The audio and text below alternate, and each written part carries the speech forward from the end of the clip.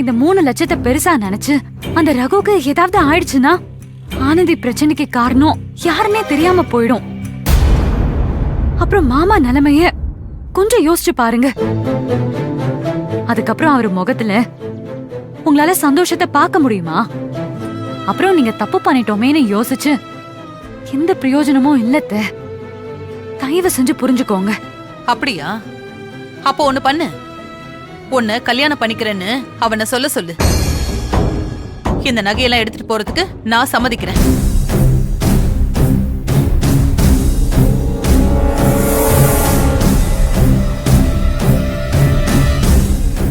அத்தை, இந்த நேரத்துல என்ன பேசுறீங்க? நான் சரியாதான் பேசுறேன். அவனுக்கு பணம் வேணும்னா வர்ற முகூர்த்தத்துல உன்னை கட்டிக்கிறேன்னு சொல்ல சொல்லு. இந்த நகையெல்லாம் தர நான் ஒத்துக்கிறேன். இல்லனா அவன் பிரச்சனையை அவன் பாத்துக்கட்டும். இந்த நகையை கொடுக்க நான் ஒத்துக்க மாட்டேன். அப்படி ஆனந்தியை விட்டு கொடுத்துதான் இந்த நகையை வாங்கிட்டு போய் பணத்தை புரட்டணும்னா எனக்கு அதுக்கு அவசியமே இல்லை. ஆபரேஷனுக்கு தேவையான பணத்தை எப்படி புரட்டணும்னு எனக்கு தெரியும். மாமா, மாமா சொன்னா கேளு. அவங்க சொல்றதெல்லாம் நீ கேட்காத. வாங்கிட்டு போ மாமா. வேணாம் துளசி. ஏய், என்னடி பண்ணிட்டு இருக்க? ஆனந்திக்கு நல்லது பண்ண போற, நகையை கொடுக்க போறன்றியே.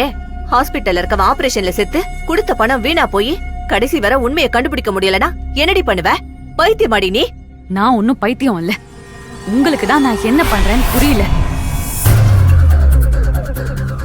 மாமா இப்போ மனசளவுல ரொம்ப வீக்கா இருக்காரு.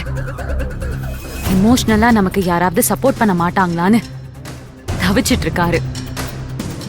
இந்த நகையை கொடுத்து அவருக்கு சப்போர்ட் பண்ணியிருந்தா என் மேல அவருக்கு அசைக்க முடியாத அளவுக்கு நல்ல மரியாதை உண்டாயிருக்கும். அவர் நான் சொல்றதை கேட்டிருப்பாரு.